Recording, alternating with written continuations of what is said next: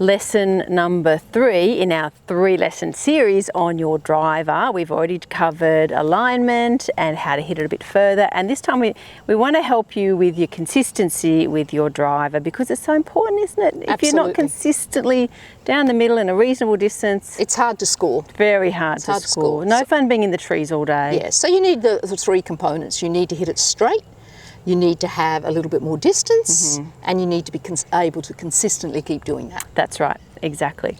So a lot of what we're going to talk about with consistency is kind of already covered, isn't it? In lining yourself up correctly, with the hitting it straighter and all that sorts of stuff. So basically making sure that you're going to get the same good grip, you've got control of that, you've got your posture, you've got set up tilt, well. Everything that we mentioned in the first lesson, your pre-shot routine. And your alignment. So alignment and setup are really, really important to consistency. Vital. You need to get yourself into a routine that you can go through every single time. It kind of calms you down a little bit too, doesn't it? And we have control of that too. There's no reason why our viewers can't do that. Yeah. You know, they might not be able to hit it 200, 300, whatever meters. Yeah.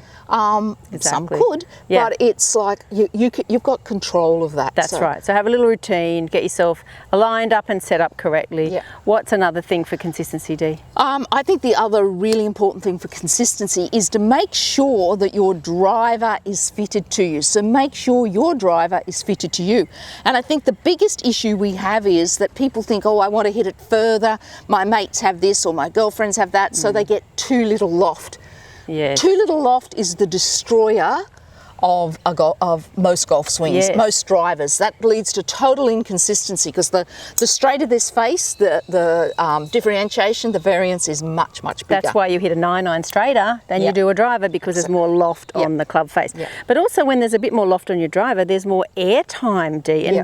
And people go, oh, I don't want to hit it too high, but actually there's a lot less resistance through the air than there is running along the ground. Exactly. So it's a bit of a fallacy, especially that hitting it low is going to go further. It won't. You need that carry through the air. It generally goes off at about 45.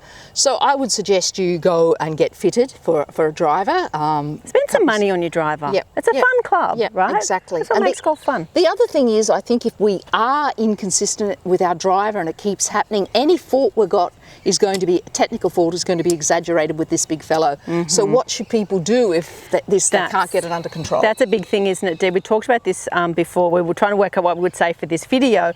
And if you do have a technical fault and you're very inconsistent, you probably need to go and get yourself a lesson, really, because there's only so much we can help you with in a video tip like this. So get yourself a lesson if it's really off, if you find yourself hitting your driver all over the place. And then these things that we're talking about are going to make so much more And then difference. when you do get a lesson, make sure you go and practice it, because I know I have lots of my students say, oh, Dennise, it's just my driver that's off. And I go, well, no, it's showing up in your driver. So once you correct that, the same problem will be there with the short iron, as you said. So your whole game improves. Yes, absolutely. The driver accentuates any problem that you have. You can kind of disguise it a bit down the shorter clubs, can't you? And then you get to the driver and it's just on show, because there's no hiding with the driver. It accentuates all your problems. And I think our other tip was too also, Annie, once again, that tempo is important. Don't try and blast it down there. Just really have good tempo. Relax, and if you relax, you're going to have better tempo. Because let's face it, when we've got this big fellow in our hands, we've got the entire golf course, really. Well, there's out of bounds and water, but you've got the whole fairway. When you're going to a green, you've got the green. When you're going putting, you've got the hole. So just relax. You know, you don't have to be in the middle of the fairway all the time. You've got more distance, and I think that lack of stress and freeing it up will help us to be more consistent as well. Yeah, absolutely. So that was our 3 things for being more consistent. Line yourself up, set yourself up well. Get yourself fitted for a really good club, which is important. Get a lesson and practice Get a lesson. And work on our second thing, whatever we go, was the tempo. Keep your tempo good. And just relax and enjoy the experience. Just have fun with it. You've got the whole fairway out there you can hit. Keep it smooth. You don't have to try and hit it too hard. Keep it smooth. And make sure, keep it smooth, keep it simple. Don't be thinking too much. Don't tense up. That was good. Yeah. That was pretty good. I was thinking, what was our fourth one? I know, I'd forgotten it too. I knew it a minute ago.